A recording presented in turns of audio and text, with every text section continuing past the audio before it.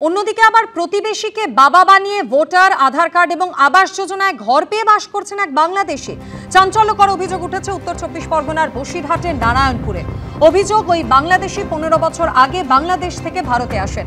এরপরই প্রতিবেশীকে বাবা পরিচয় দিয়ে নথি তৈরি করে নেন তিনি। ঘটনা জেনে প্রতিবাদ করায় তাকে হুমকি দেওয়া হয়, এমনটাই অভিযোগ করছেন ওই প্রতিবেশী। ওই বাংলাদেশি প্রতিবেশীর দাবি, প্রশাসনিক স্তরে অভিযোগ করেও কোনো ফল মেলেনি।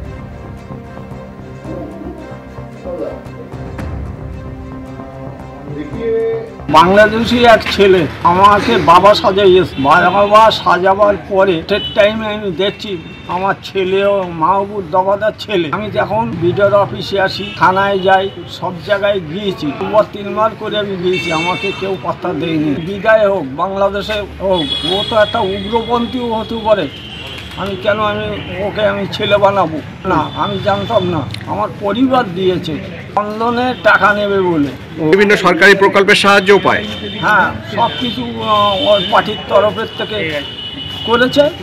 আমার তো এমনি তো ভয় সব সময় আছে, কেন আমাকে মেরে যেতে পারে। উত্তর ২৪ পরগনার বসিরহাটের নারায়ণপুরের এই ঘটনায় যার বিরুদ্ধে অভিযোগ, সেই বাংলাদেশি প্রতিবেশী, তার স্ত্রী কিন্তু এই অভিযোগ স্বীকার করে নিয়েছেন।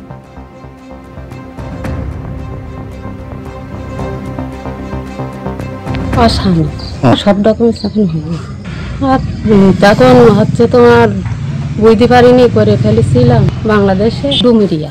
এখন এসআর ফর্ম জমা দেওয়া হয়, ওই জমা দেয়নি, জমা দেবো মনে করেছিলাম, তা গন্ডগোল হচ্ছে বলে আর জমা দেয়নি। ঘটনা ঘিরে শুরু হয়ে গিয়েছে রাজনৈতিক চর্চা। বিজেপির প্রতিক্রিয়া রাখবো আপনাদের সামনে।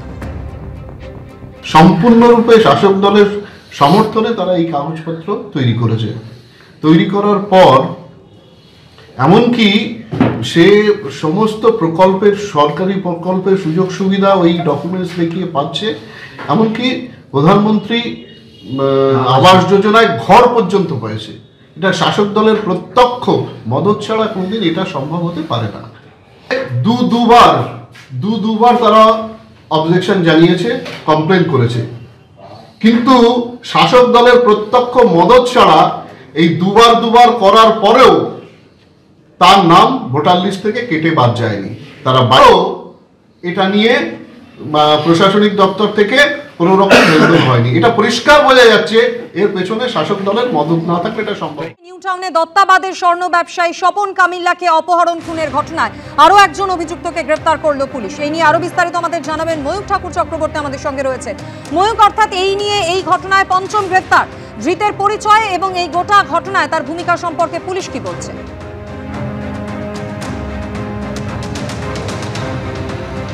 দেখো, একদমই বিধাননগর কমিশনারেটের গোয়েন্দা বিভাগ আজকে সকালবেলা কোচবিহারের পুন্ডিবাড়ি থেকে গোবিন্দ সরকার বলে একজনকে গ্রেফতার করেছে। এই অভিযুক্ত ঘটনার সময় ঘটনাস্থলে উপস্থিত ছিল, এমনটাই পুলিশের তরফ থেকে বলা হচ্ছে।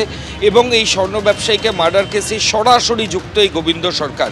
কে এই গোবিন্দ সরকার? গোবিন্দ সরকার কোচবিহারের পুন্ডিবাড়ির বাসিন্দা এবং গোবিন্দ সরকার কোচবিহারের দাপুটের তৃণমূল নেতা, যিনি ইতিমধ্যেই এই স্বর্ণ ব্যবসায়ী খুনের ঘটনায় গ্রেফতার হয়েছেন। সজল সরকার কোচবিহার 2 এর তৃণমূলের ব্লক প্রেসিডেন্ট, তার অত্যন্ত ঘনিষ্ঠ এবং তার সঙ্গেই তিনি থাকেন। ঘটনার সময় তিনিও কলকাতায় এসেছিলেন এবং মারধরের ঘটনার সঙ্গে যুক্ত।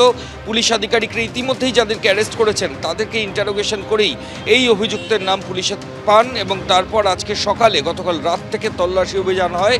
আজকে সকালে কোচবিহারের পুন্ডিবাড়ি থেকে এই অভিযুক্তকে স্বপন কামিল্লা মার্ডার কেসে অ্যারেস্ট করা হয়েছে।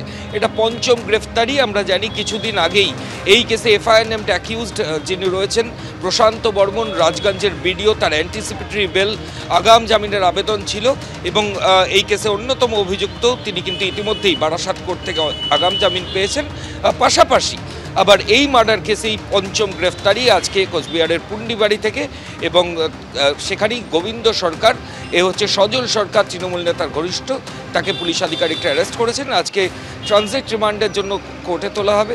আগামীকাল বিধাননগর আদালতে তুলে পুলিশ আধিকারিকরা নিজেদের কাস্টাডি চাইবে। এবিপি আনন্দ, এগিয়ে থাকে, এগিয়ে রাখে।